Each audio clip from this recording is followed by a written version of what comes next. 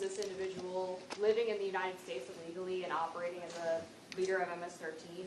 And then two, MS-13 has been a huge problem in Virginia for several years now. How many members of that gang do you believe are currently operating in the state?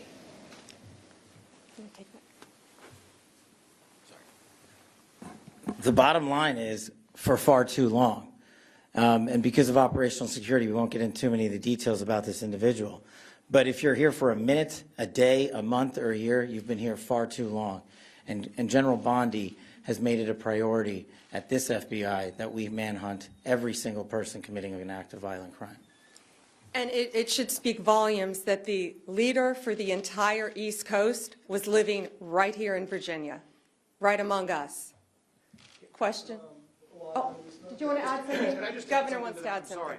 I just want to reiterate that, first of all, President Trump's executive order declaring the drug gangs and cartels international terrorists is critical underpinning to the work today. Second of all, the collaboration now that's available because we have a 287G memorandum in place is critical. And it allows us then to bring the intelligence together to go pursue and arrest someone like this. And I just want to reiterate again, this is new. And the capabilities that are being displayed right now are capabilities that are now available not just to Virginia but to the rest of the country because of the administration's forward-leaning vision on how to use state and federal resources in collaboration in a way that has not been done. I have to say, Terry Cole has been leading our efforts in the Commonwealth brilliantly, but until we were able to bring in the federal resources in this way, bringing down somebody like this would not really have been possible. And Governor Youngkin and I, once again, are going to offer this to every governor in our country. Let's see who takes us up on this to keep their states safe. Questions? Hi. I have been, there's hundreds of these arrests happening so quickly. Have these individuals been identified under the Biden administration? Was there a paper trail of these people? Were they all identified and targeted with the Trump administration in place? And then I also wanted to hear from the governor, too, on Fairfax County.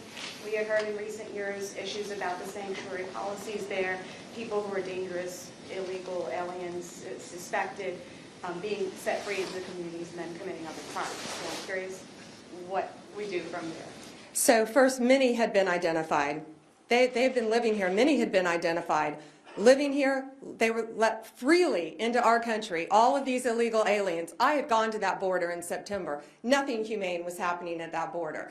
Passports stacked everywhere, everywhere, from every country you can imagine. People freely walking across our borders, fighting age men, coming into our country. And this is the result of Joe Biden's open border policy.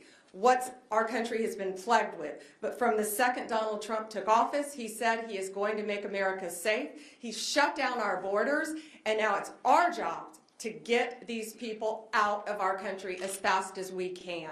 And this coordinated group effort, this task force that has been put together, is making a difference here, and it will make a difference around the country. That's why you're seeing so many arrests so fast, because we will not have another Lake and Riley. We are going to catch them, we are going to apprehend them, and they are not going to like where they are going.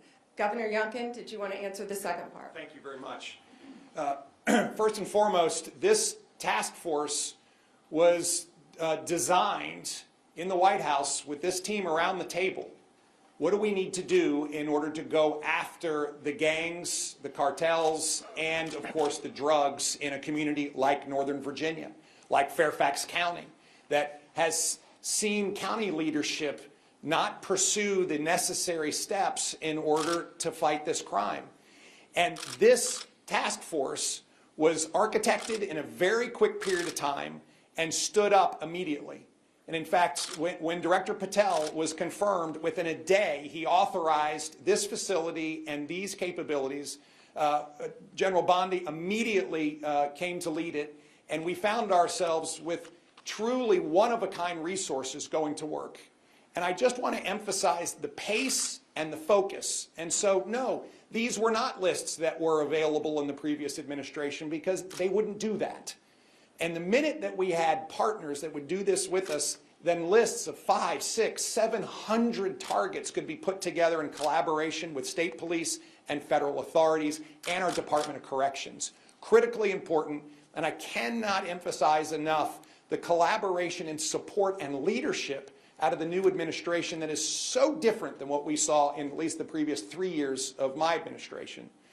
Finally, with regards to counties that are demonstrating resistance to cooperate with federal authorities and particularly with ICE, this is why I have put in a budget amendment in our budget that if they're not going to cooperate with ICE, then we will withhold funding.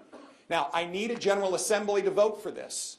And I need a bunch of Democrats to step up and say, hey, we believe in public safety and we're going to hold jurisdictions accountable. And with this budget amendment, we can then hold Fairfax County accountable.